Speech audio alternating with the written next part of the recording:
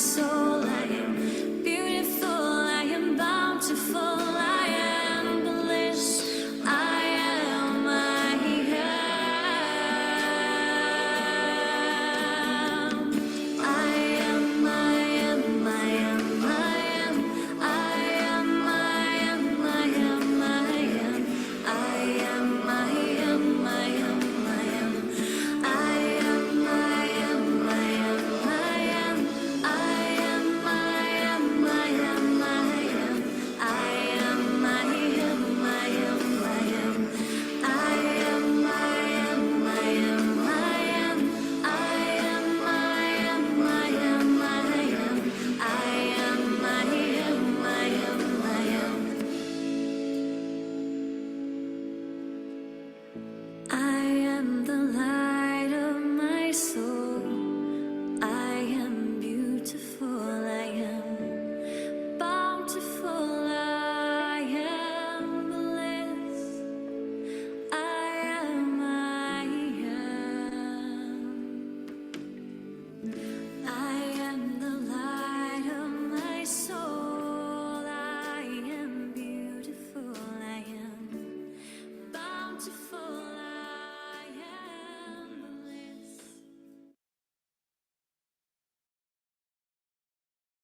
Greetings of peace and a very good evening, everyone, dear brothers and sisters. A very warm welcome to the final conversation in conjunction with Brahma Kumaris Malaysia's 40th anniversary celebration. I am Celia and I am very honored to be your anchor for this evening's conversation. Well, brothers and sisters, we all have been enjoying this series of conversations with some of Brahma Kumaris Malaysia's close friends and associates. I'm sure all of you have been enjoying it all these weeks and months.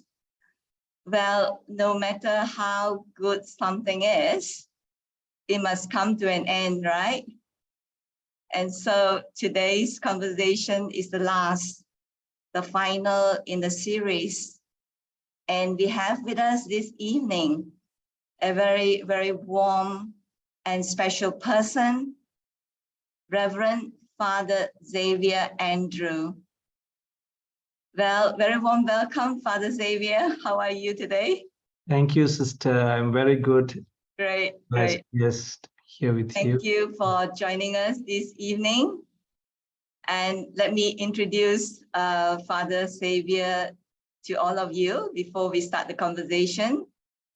Well, Reverend Father Xavier Andrew has been a lecturer and a corporate trainer, proud to becoming a Catholic priest. His passion has earned him more than 20 years of experience, both locally and abroad, Father, across various environments. And with such experience as his forte, he was piloting prospect leaders, he was guiding trainers and educators, and animating staffs from varied industries at different levels. He also gave presentations, he delivered talks, and many, many more things he had been doing.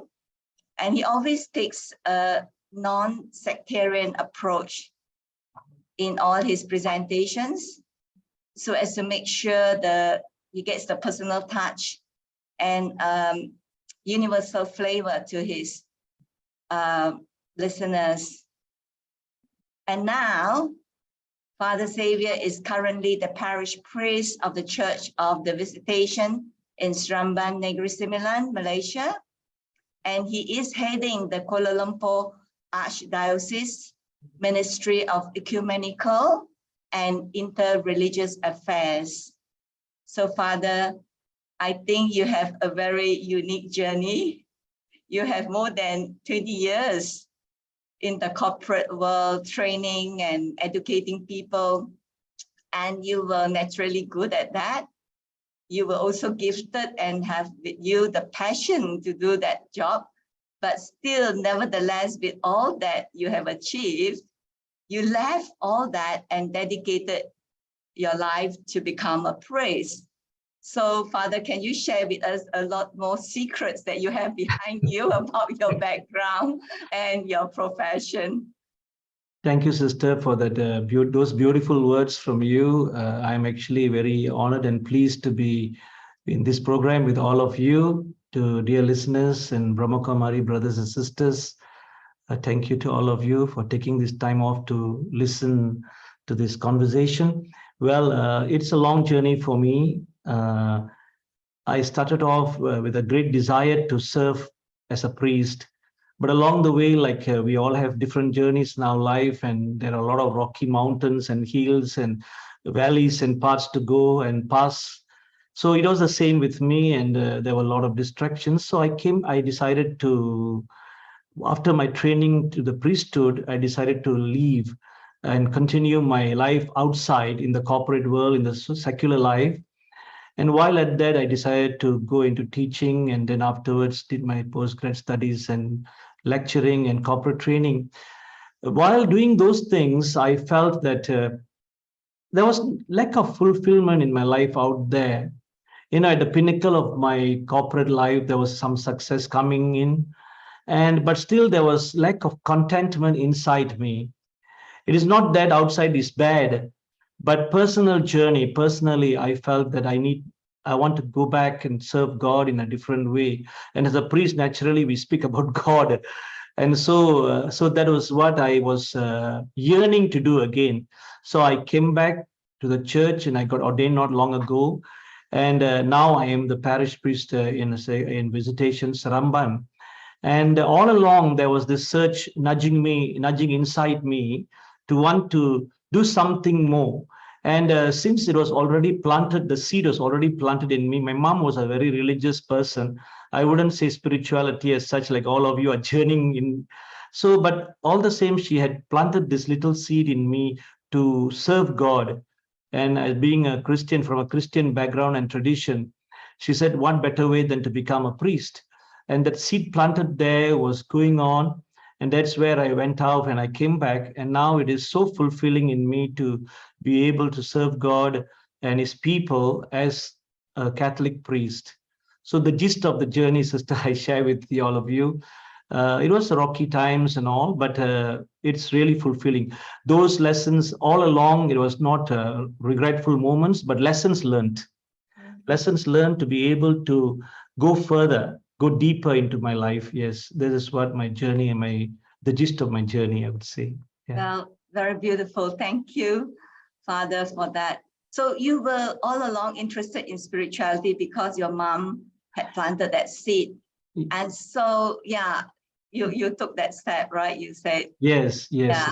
Okay. Yeah. So your first step in the church was when you were ordained as a deacon. Right. And you step out in search of something deeper, as you said, something more meaningful in your life. Right. And so, and during that period of searching, you came across the Brahma Kumaris.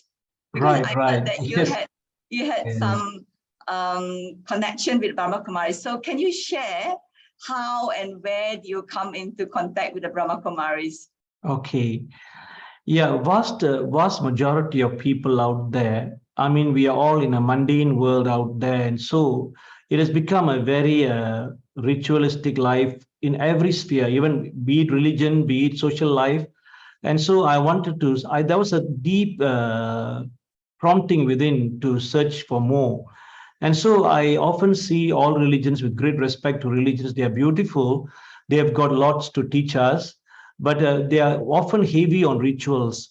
So when I bumped into Brahma Kumaris, it served as a tool to help me practice more the teachings laid in the scriptures. In all scriptures, there are beautiful teachings, but oftentimes the teachings go very shallow in our lives. They don't go deep, and people don't meditate, or rather they don't absorb those teachings and leave them out. It is more like a peripheral thing, just, well, it's okay, but we are more comfortable in doing things rather than being. It's the doing rather than the being. So when we look into the scriptures, any scripture of any religion, it doesn't speak about doing, it speaks about being. So that is how when I went to Brahma Kumaris, I found that teachings were more coming alive there. And that was what I liked most, yes, in Brahma Kumaris. Yes. So you just bump into them like that? Oh, yeah, very good question, sister. Well, Yeah. bump into meaning I was actually going around searching, I mean, looking around.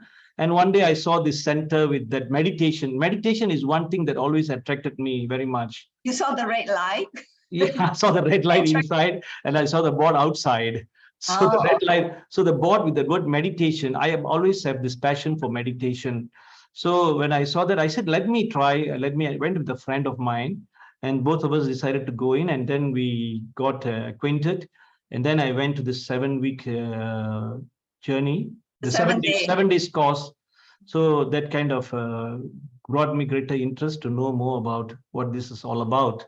Yeah. So you actually took the 7 days meditation course? Yes, sister. Yes. I took Okay, 7 good. days course. Yes. And so how long had you been with that? Do you meditate after taking the course? Yes. In fact, I do bits and pieces. Even before that, I do meditation.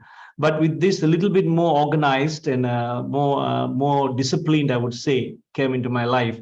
So because I used to go for this meditations, and so it helped me, yes, to discipline myself in that way. Do you Yeah. attend the Murli class early morning or you go in the evening? I used to go in the morning most of the time, especially on Saturdays. 5:30 a.m.? Yes, I used to go 5 to 8:30. Wow. Yes. All right. And then there were evening classes as well, which I used to go when I'm unable. Other days, the weekdays. Yes. Okay. So how long were you doing that? Well, I've been there for 5 years now. The Murali, yes, following. I mean, then I discontinued because I had to be in the church and continued my priesthood. And so while there, I enjoyed the Murali. Yes. And I was always searching for this word. What is Murali? I know they said it's flute. It's the equivalent to a flute. Then when I checked a little further, I found that this flute is the human heart, symbolizing equivalent to the human heart. And a heart which is made hollow will become a flute for God to have his play upon us, the God of love to play upon, So I found it that way. So I thought, oh, this is really nice, So God is the musician, so to speak. So we are all playing to that music and the dance that God is giving us. So I found that explanation quite interesting. Yeah. Wonderful. This is something new. Yes. Something new. I'm learning this today as well. And you were talking of the flute. For us, it's a flute of knowledge, which we listen every morning, and you did for almost 5 years, which is really wonderful. And so you've heard about the Brahma Kumaris, you went into it, you delved into us, you meditated. So what is it that you like most about this Brahma Kumaris teachings? Very interesting, sister. Yeah, I like the open eye meditation, and also about that I don't say it is higher level of meditation, but seemingly a more profound way of meditating, because it involves greater discipline of the senses. Because if you close your eyes, we are called to train our mind, to silence our mind. But when we open our eyes and meditate, it involves all the senses. So it involves greater discipline. Which is better, I'm not an expert to say which is better, close eyes or open eyes meditation. But for me, I would say a more profound effort is being made to discipline your senses. And that is remarkable. And I found that good. Yeah. So if you ask me what type of meditation I do both, actually. Yeah. So I mean, to be able to enjoy this life, there's no harm experimenting whatever that brings you closer to God, the divine, the soul, supreme soul. Yeah. So beside the meditation, what else have you taken benefit from the Brahma Kumaris knowledge? Yeah. It brings me the two learnings that I liked from them is, one is to be egoless, and the other one is a detached observer, which most religions speak about detachment. So being a detached observer, you don't get caught up in the web of the day, in the web of life. And so you are much more peaceful. And this is what I also inculcate in the people I meet and I share my life with, and even in the church. So detachment from these worldly affairs brings you greater joy and peace, And so these two words, egolessness and detached observer, these things are some of the more beautiful teachings that I found in BK's Brahma Kumaris. Yeah. Have you practiced that? Like egoless, we say yes. All of us know that ego is one of the biggest obstacles in our life, and it creates a lot of problems in relationship as well. So have you really practiced this while you were learning meditation with Brahma Kumaris, or now using that knowledge in what you're doing now in the church? Yes, much more, a lot more. I mean, I'm a lot conscious of these egos of myself. I remember, I give an example. When I was working out there, I started off with a second-hand car, and then I went on to a bigger car. And then when I was progressing in my life out there with the better salary, I got even a bigger car. So one day a friend of mine asked me, because I'm all alone. So this friend said, why are you buying a bigger car? So the one word the person used is, she said, you are trying to boost your ego. And that came as a slap on my face. And it was a slap that was not something that I brooded over, but it made me reflect further and deeper into my life. It is not wrong to have bigger cars or bigger accolades, bigger qualifications. But what is the motive and objective behind what you want to have? You see, for me, it was not necessary to have a bigger car. So when I had to go for my refresher course, further my studies to come back to the priesthood, my bishop, my archbishop, actually, my superior, when I went for my 1 year studies and I came back, so I had to give away this car to sell this car off. And so he gave me a Myvi, old second-hand Myvi. I'm not belittling Myvi, please. So nowadays it is much better in its technology and all. So when I got this car, I took it and I started driving for about 6 months, and I began to enjoy it. And this notion of this egolessness came into me very much. And after 6 months, when I got ordained a priest, he gave me a brand new car. Once you got ordained to get a car for your services, you do travel here a lot here and there. So when I was given this new car and the control was taken away, I did not feel in any way elated in my ego. I was not feeling wow. The wow effect was not there. It was whether you give me or you don't give me, it's the same. Even if you take it away, it's the same. So I've grown in that sense in my understanding of this meaning of being egoless. So it is no point just talking about being egoless, but putting into practice. And I found that was very beautiful in my life. And I'm still struggling. I wouldn't say I'm perfect, otherwise I'd be a saint now. But it is a struggle. But I'm enjoying this understanding of what it means to be egoless, because that is what, as a Christian, even in any religion, as a Christian, Jesus himself has taught that, to be humble and simple. So egolessness is very essential in my journey towards recognizing the divine inside me. Yeah. Wow, very beautiful. Thank you for that sharing, the honest, sincere sharing. So yeah, it's so important to be humble in our life, in whatever we are dealing with. And so may I say that this knowledge, in Brahma Kumaris, as well as, of course, your teachings in the church has benefited you in your life. Right. Were there any other benefits that you were able to attain? You said something about being peaceful. From young, you were a peaceful, reserved person. So maybe you can share something on that as well, if you have. Well, I wouldn't say I was a reserved person as such, but I was more that outgoing type of person. But along the way, as these things came into my life, there was more inward looking rather than outside.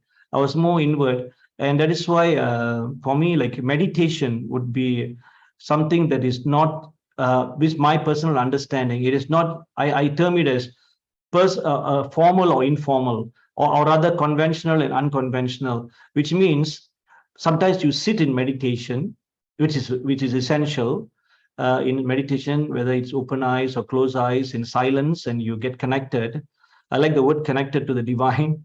And then the other one is also informal or unconventional, which means when do you do meditation?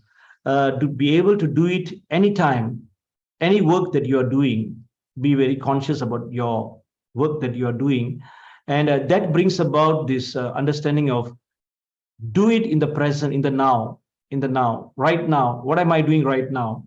So when I'm consciously involved in doing what I'm doing right now, in the present, that is itself meditation. Apart from the sitting down in meditation, which is not the luxury of many people. Even sometimes we joke about we drive and meditate, but please don't close your eyes and meditate because you will end up elsewhere. So it's that if you're conscious even in the road, on the road, you are very careful of what you are doing. So for me, this is how I look at meditation, both formal and informal, or conventional and unconventional ways of meditation. Yeah. Very nicely put, Father. Thank you. I like the word you term conventional and unconventional, and meditating while driving. I think it's very good.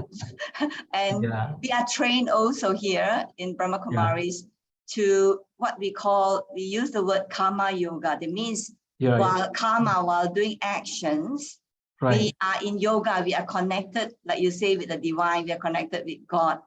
Our intellect is connected because our hands are free to do the work, but our intellects are connected. So is it Sorry. how you're practicing spirituality in your life currently? Yeah, very good question. And doing the work, because I know you're very busy. We hardly get a chance to practice anything. Thank you. So but yet you are calm and you are composed, and each time we meet, you always come with a smile first thing. So it's how you're practicing it. Is it spirituality in your life? Thank you, sister, for this question. Actually, of course, in Christianity, this big word of conversion always is there. But I think a better word for conversion is transformation. You know, transformation where conversion takes place every day. And along with that, conversion means it is not so much from sin to a holy person, but a transformation of your person, of yourself. And meditation truly helps in this transformation. And so I need to practice meditation. I need to be in silence. Even in the service that I do in the church on Sundays, especially where there's a big crowd come, at the end of my service, I call them to a moment of silence, a moment of reflection. And so I lead them to a kind of like what we do like what you do in Brahma Kumaris, where reflection words will be said, lead them into a kind of breathing exercise, to a bit of a silence. So this brings about, we can't change everybody, but I try that for myself first and try to inspire the people to do the same. So this practice is very essential, and I do it very much. And so where do we stop this transformation? When does it stop? It doesn't stop. This transformation is ongoing until my last breath, you know, until we continue the next journey. So this is how I understand this transformation, a practice that has to be inculcated in me and the others. So I definitely do it. But sometimes, you know, the work and the body takes a heavy toll on us, and so it become a little bit lax. And so I have to remind myself that run back to him and sit before him, you see, like what you say, the traffic control thing, you know. So go back to him and just be there, you know. Yes. Traffic control also, you don't use traffic control, but you do that throughout the day. Like whether consciously or subconsciously, I try my best to do it, though not perfectly though, but I try my best. Okay, that's great. Because sometimes, you know, sister, people come and go. So when they go, I need to unwind myself. You know, when people come to share with you, they don't share cozy things. They come and share depressing things and life stories. And so if I'm going to be caught up in that, I'll be drained of my energy. So I need this for my energy rejuvenation, so to speak. Yeah. Wonderful. And when you talk of that, it reminds me of our previous former head of the Brahma Kumaris, Dadi Chanki. She was 90 something. 100 over and 104 when she left. And when people meet her, she was still full of energy.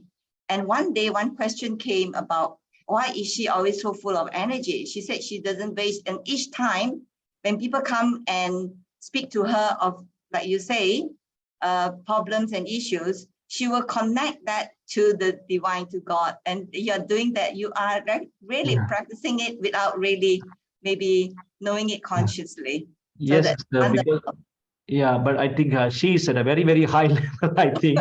So what I am doing is maybe a speck of what she has done, or she's so maybe like what I said just now, a greater effort has to be put in, yeah. But like all these different tools, I may say that they are helping me to Wonderful. to exercise this, yeah, in a more conscious way. Yes, yes, That's one thing you were talking about, transformation. right. And that's one thing I was hearing, that you were doing something that it would have never been done in any church. And what was it? You're creating some kind of space for meditation. Would you like to share that? Yes, sister. Thank you for mentioning that. Yes, we have a meditation center that is open to anyone and everyone, where people will come in silence and intend to have a day of a guided meditation moment once a week, and once a week a discourse, like morally, a discourse would be half an hour, and the rest of the time they will come in and they be in silence. There is a quotation in the scriptures, in the scriptures, that says, "Be still and know that I am God." In the Psalms, actually. So there's one book we call the Psalms. So in that it says, "Be still and know that I am God." And so that is the quotation that I'm also have put up on the meditation board there as people come in. You see, so that would also remind them, that silence is so essential, and in meditation, and be connected. I like this word, be connected to the divine. Yeah. So that is what we are planning to do. Yes. Yeah. Wonderful. And so this is something very unique for the church only, because there's no other Yes. church in other parts. Yeah. We have meditation prayer centers. room, but do you have meditation room common in other Not in every church, but we have a meditation center elsewhere. But that is only when we go for retreats. People go and attend the meditations, but not on a daily basis. Yeah. So something Probably unique that you yes, probably from we will Brahma be the first one. Yes. Yes. Wonderful. Yeah. That's very good. Okay. Father, Yes. you have not visited our headquarters in Mount Abu. I wish to. I've heard some of the speakers, Someday. they were so taken up, and they enjoyed so much, they've taken so much benefit from that trip. But nevertheless, even though you have not visited our World Spiritual Headquarters, you have visited the headquarters of Brahma Kumaris Malaysia, Right. and that is Yes. Asia Retreat Center in Bangkok. So can you share when was that, and what was your experience during that visit? Okay. I was there for this spirituality conference, Tamil spirituality conference, where I was called upon. I was very humbled to be one of the speakers. You see on the screen there, it's one of the speakers at that conference. And that is where I shared about a particular theme. I can't recall the theme now, right They're now. showing you on Yes, yes, that you can see the holistic sense of worship enables a transformation of the human person to be in harmony with himself and the whole of creation, that nurtures and cherishes on one. So that is basically the theme on which I spoke about. Yes, it's already on the screen there. Yes. So I went to give a presentation on that with a few other speakers, the renowned speakers. I was just a small fry there, but I did my best to share what I could. Yeah.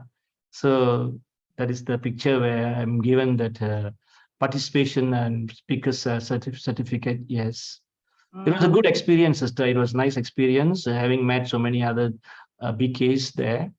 And I also came to, first time I was going to the Brahma Kumaris headquarters in Tenkil. And I used to frequent also the Bangsa one on Sundays. I have Yeah. not seen you there. I've seen you, probably a few others also. But it was a Sunday, is a big crowd normally, so we just don't get to chat so much. Yeah. A few others I'm familiar. Yes. Yeah. So anything else you found there that you just met, you were just there for presentation, you didn't have any chance to visit the whole place? Not really, sister. Not very much, but I saw the conference room and a few places there. Yeah, then the meditation room as well. But apart from that, I didn't really make a very big tour because they're all busy with a lot of other activities during that 2 days. I So, see. so I did not. Probably there'll be another occasion to go by. I suppose. I hope to. Yes, yes. We will invite you definitely. Thank you, sister. Thank you. And Father, you said that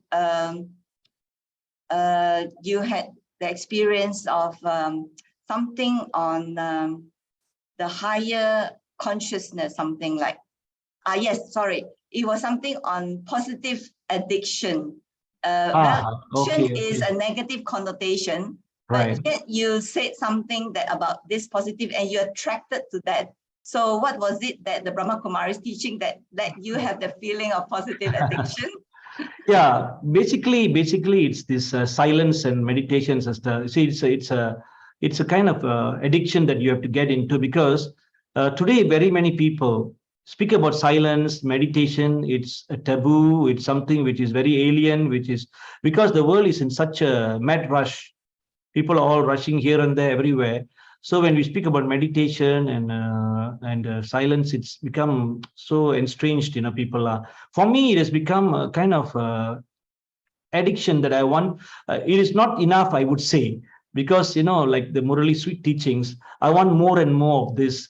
Because I always tell my parishioners, my people, you tell God, tell the divine master, tell the supreme soul, if you may call it all the time. You are mine and I am yours. I always tell them, you are mine and I'm yours. So then you are that kind of exclusive relationship with him, that you have a passion, you are in love with God. And so that when you have a passion for something, you become addicted.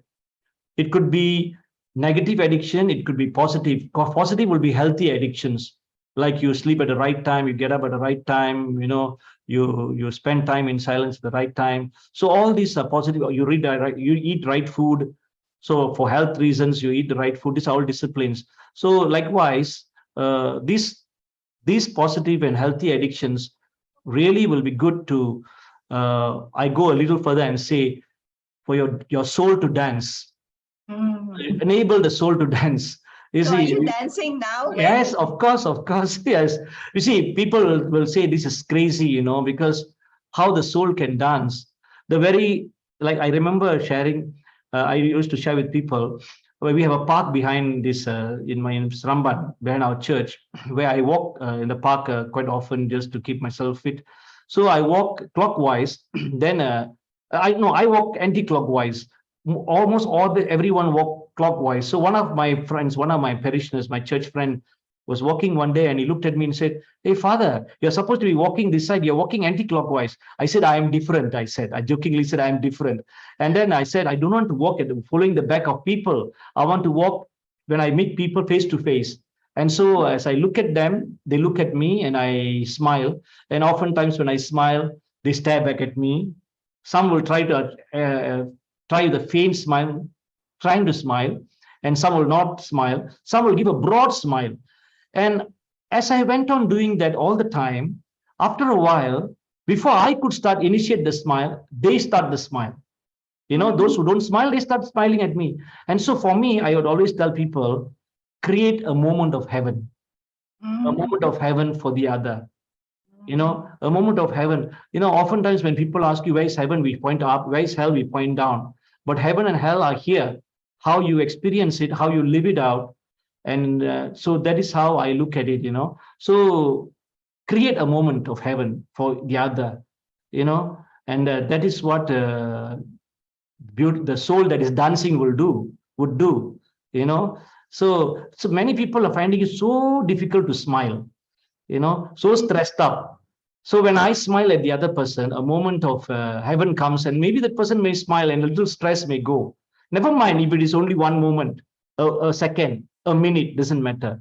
So beautiful. That's how I look at it. Create the heaven in us every day. Every day, moment of heaven. Beautiful, very, very nice. And so, yeah, Father, we in the Brahma Kumaris are celebrating our 40th anniversary, and this is the whole thing this talk about. And the theme we had chosen, as you know, is unity, respect, and love. Right. For this, so can you share any experience on these three virtues? Okay. And can you comment maybe about these three, unity, respect, and love? Yeah. Sure, sister.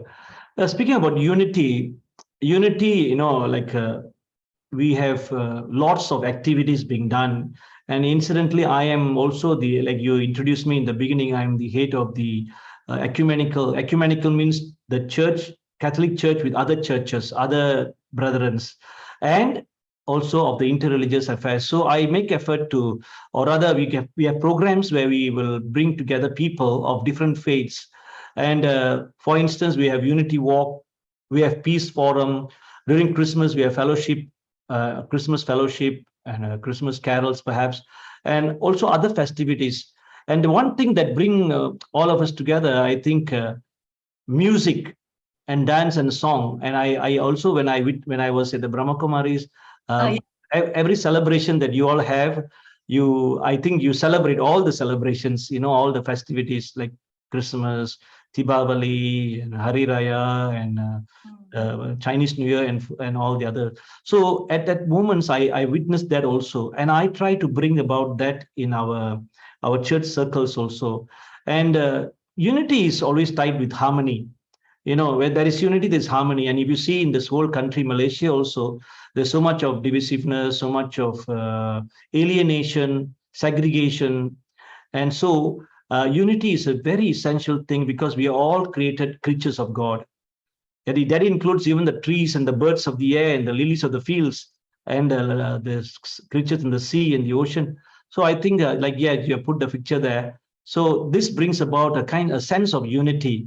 You see, another thing that I see very beautiful in sports. I remember also having way back, a few years back, I had a sports carnival, tele match, where we brought people together in another church, not here. So people of different faiths could come together and play and sing and dance and have music. And I think that is one way of bringing unity. And now we are going to have one coming up in September, on Unity Forum with the Pure Life Society, where I will also be there. So these are some efforts that we are making to get people together. It doesn't matter if we can change the whole world. Wherever we are, make an effort, and that efforts will help to bring the message across. So I think unity is always something, efforts at unity is beautiful, and I think Brahma Kumaris are doing it very well. So my heartiest congrats to all of you for having just now those photos they showed were taken when you were there. Yes. They were showing the different photos. Right. Different. Yes. So that's what we do. We practice. And if you don't mind, I can just share the other two virtues on respect and love also, sister. Yeah, I see all these three virtues. They are universal values, not just religious values, which are universal, spiritual values. I see, like you have put it up there so beautifully. Respect must stem from humility. If there is no humility, I don't respect the other. And from the Catholic Christian background, from the Catholic background, I see Jesus himself as an example of scripture, in the scriptures, of washing the feet of his disciples before he went to his passion, So looking at him, like we have got a lot of masters around us who showed us examples of living our lives. So for me to be able to respect the other, not to look at the other from a superior perspective, but equal or even lesser, no harm being smaller than the other. Why must I always be greater than the other? Must I be bigger than the other? In any respect, whether intellectually, physically, of course, and in every way also. So I think for me, respect stems from humility. So when there's respect, we want to get engaged in, we won't be unstrained, we won't be feeling, why are they calling me for a unity walk or for a gathering? There will always be a readiness there, yes. And then the last one would be on love. Love is a very loosely used word, but very profound in its meaning. Everybody say, I love you, I love you, Yes, but love for me again is from my background, Christian. I look at the cross. I look at the symbol that represents love and giving. And for that matter, anybody and everyone, we need not have to have just one person, but love must come from within you. It stems from the connectedness with the divine. And we always say God is love. And indeed, God is love. Indeed, God is love. And so if God is love, how else can I be if I am connected to him?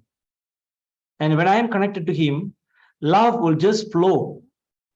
And with love being abounding in me, there's every possibility, and it should be, that all other vices, so to speak, like anger, like hastiness, like pride, everything else will diminish and eventually will die off.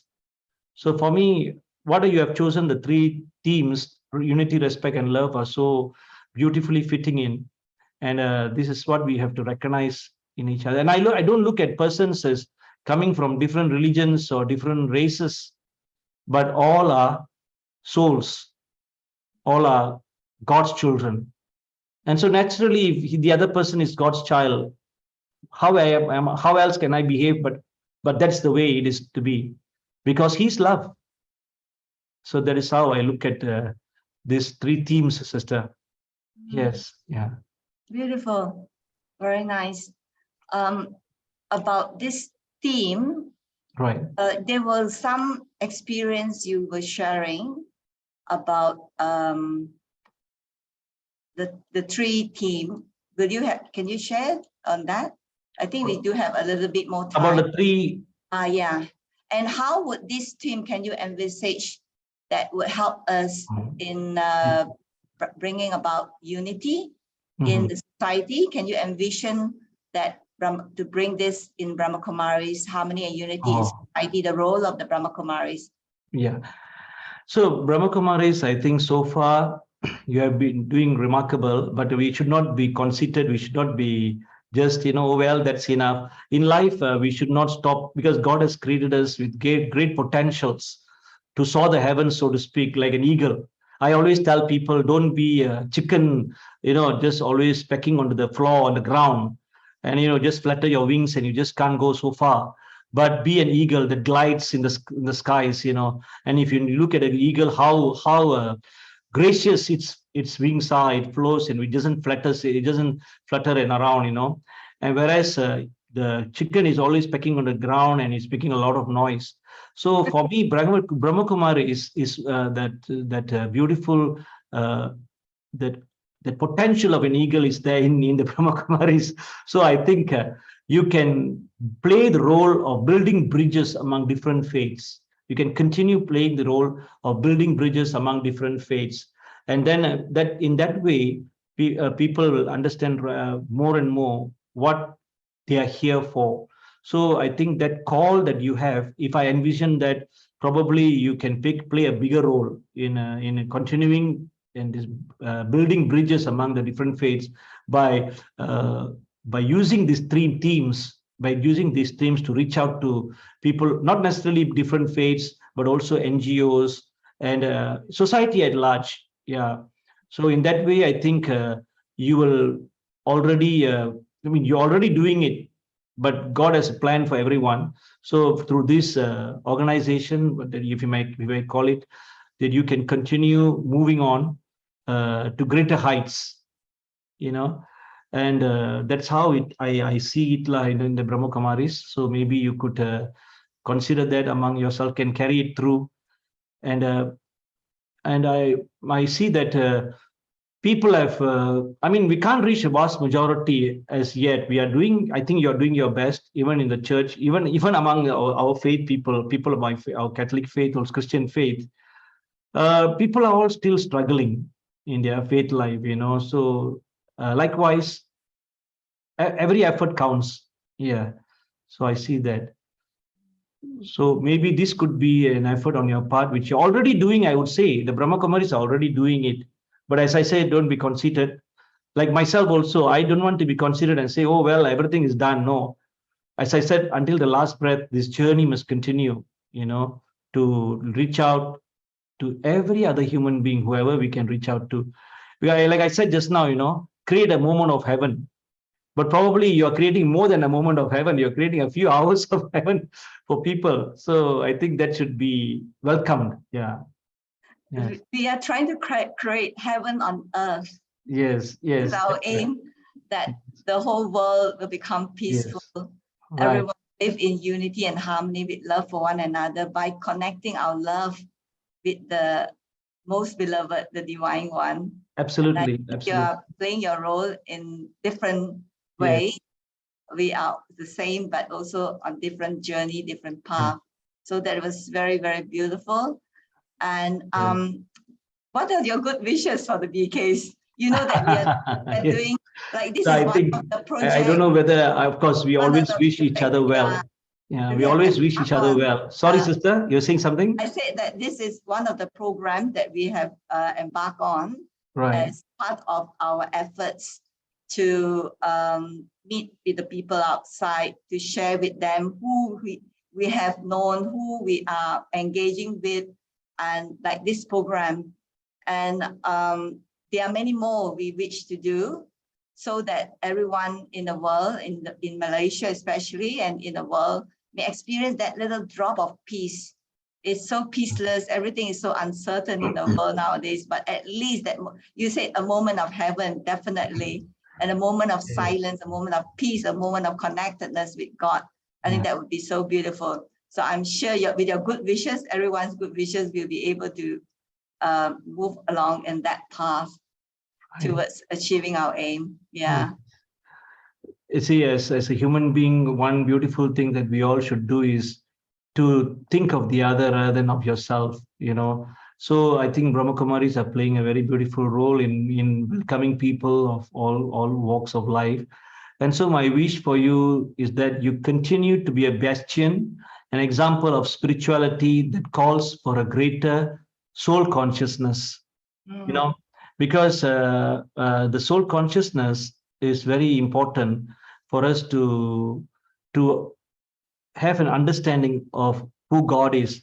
So when you have an understanding of who God is, then you will begin to let go a lot of distractions and attractions towards the world, which vast majority, probably more than 90% of the world are into. So most of us are living a very unconscious lives, or rather very heavily body conscious, body consciousness. So Brahma Kumari, I pray that, and I wish that you continue to be that bastion and example of spirituality that calls to greater soul consciousness. And spirituality is something that is very personal also. Some people may not be in any organization, may not be in any religion, but they may be so one with the divine, so that we cannot judge anyone. Yes. So we see you are playing an instrument. You're like an instrument, and I always look at religion as also as a vehicle.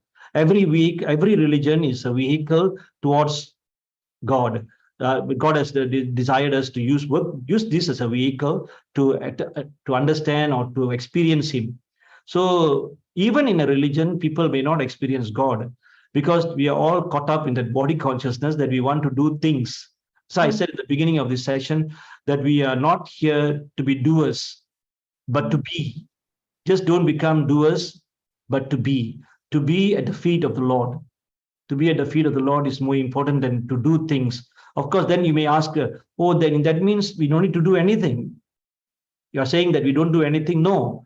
You see, meditation is, as I said just now, meditation is not just sitting in meditation, but anything and everything that I do it with great consciousness and of the present, the now. So when I am always in the now, I won't brood over the past. I won't be anxious about the future, but I enjoy the present. So when I enjoy the present, I'm able to live this life to the fullest. This you read, a lot of people say that, but it is not so easy to practice. So my wish for Brahma Kumaris is to continue this role that you are playing, and congrats to you for that. Yeah. Beautifully said. Don't grow about the past. Yeah. Don't worry about the future, but live in the present. Lovely, Father. Thank you. Thank you, I sister. have just one, it's still about time. Yes, I sure. have one personal question, which is off the track. I mean, I hope it's not No off the worries. track. No worries. Looking at your journey, I was just reflecting on your journey. You were in the church, and then you did marvelously outside in the corporate world, and you came back to the church. And in between, you met, it is fated, I mean, it's destiny that you met the Brahma Kumaris, you learned about meditation, you were connected with God, whom we here in Brahma Kumaris refer to as a supreme soul. We even lovingly call Baba. Right. And my question here is that, were you closer to God while with the Brahma Kumaris, or now, or before, but in the corporate world? So can you share your personal experience? Because this is so Yes. important. Yes. My feeling as for me is that when I'm close to God, when I'm in love and merged in his love, I do everything for him. And when I do everything for him, it is that selfishness, that desire are all gone. And also things become more accurate and kind of like at the right time, doing the right thing. So that connection with the divine, Right. with God is so important. So what is your experience before, while you were trained in Right. seminary training as a Right. deacon, and then corporate world, and then now as a parish priest? Yeah. Thank you, sister, for that question. You see, growing up days, as a youth, as a teenager, maybe most of us also would have had the same experience. It was an ABC level of, I just illustrate it this way, an ABC level of God, knowing of God. I had an ABC level. That means it's a kindergarten knowledge of God. So somebody has to be telling me what to do and what not to do, how it is not. And so as I grew up to a teenager, I got more an intellectual understanding of God. Intellectual knowing about God is different from knowing God. So I had all the tools to know about God, from religions, from studies, from theology, and all that I got. But as I grew, that's when I begin to search more. I think then I had to travel a little bit outside of Malaysia to search here and there, especially to India. And I started reading a lot of other books, and also I said there is much more in this journey in pursuit of God. And that is when I was out there, I was working, I was very uh, materially contented. Materially, I was okay, but there was still a vacuum inside. So the ABC level became a university level, but it is intellectual. It is nothing to do personal.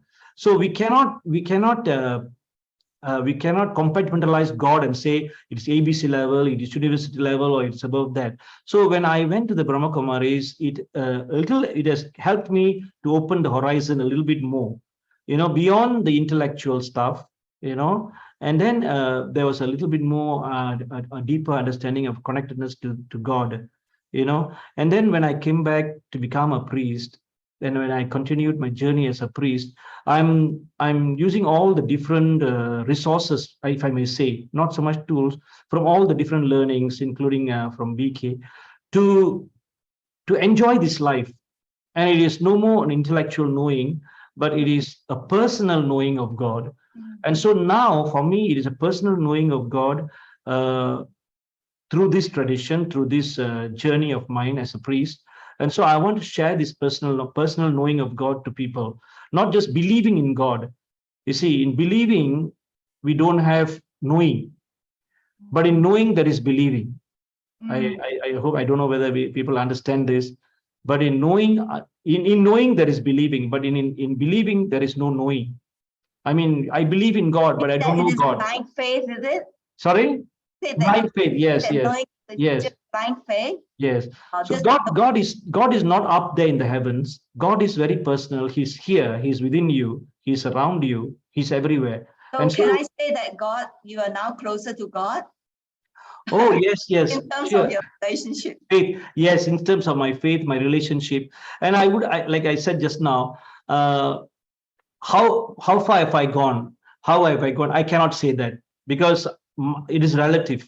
I cannot give an absolute answer to that, because my journey continues. As far as I can, I just My passion is that to come closer to him. As I said just now, tell him you are mine and I'm yours, and I want to go that way. Like when a couple is they are in love, they're so passionate about each other's being there for each one another.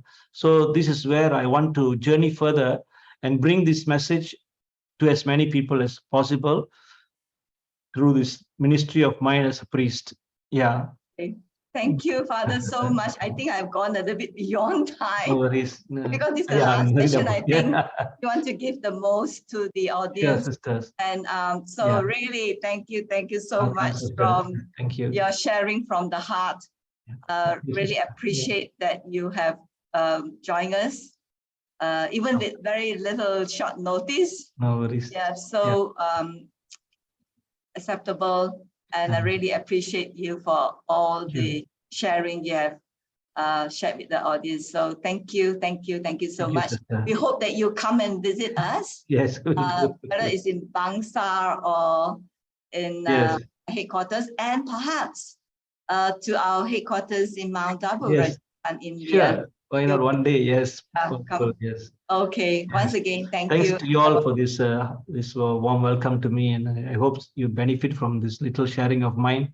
And I wish you all well in every way. God bless and Thank you. peace to all. Peace to all of you. Om Shanti. Om Shanti.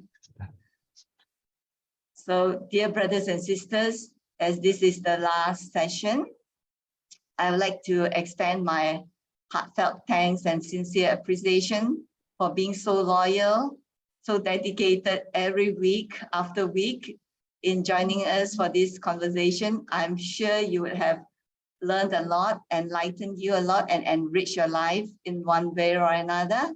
So my deep appreciation to all of you out there that have been listening to us and being with us, and do share those recordings with your friends. I'm sure you would be able to inspire many, many more others, and make that happiness to them, like as if that moment of heaven is with them. So let us create that moment of heaven every time, every day, every moment of our lives. So once again, thank you so much. Om Shanti, and hope to see all of you again in one way or another, whether it's online, virtual, or in person. Om Shanti.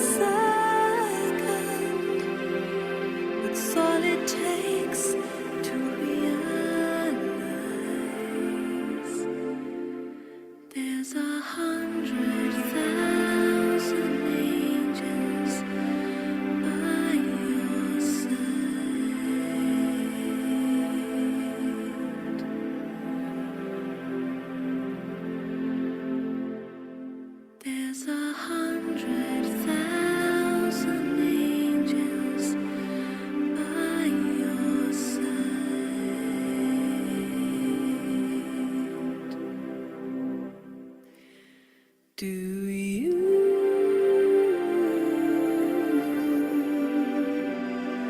hear me talk to you?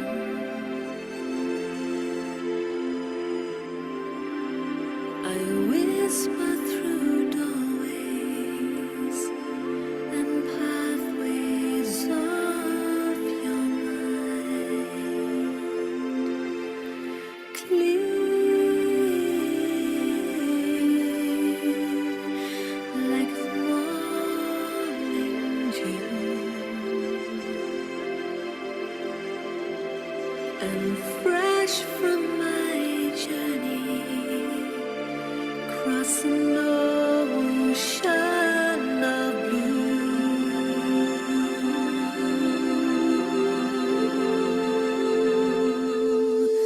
Take just a minute, come and rest you by my side. Let me tell you your own story. Let me walk you through your lives. Only a second, that's all it takes to realize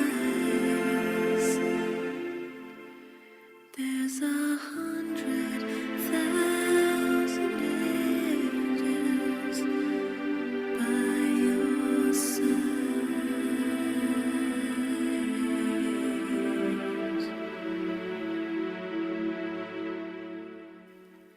There's 100,000 angels here tonight.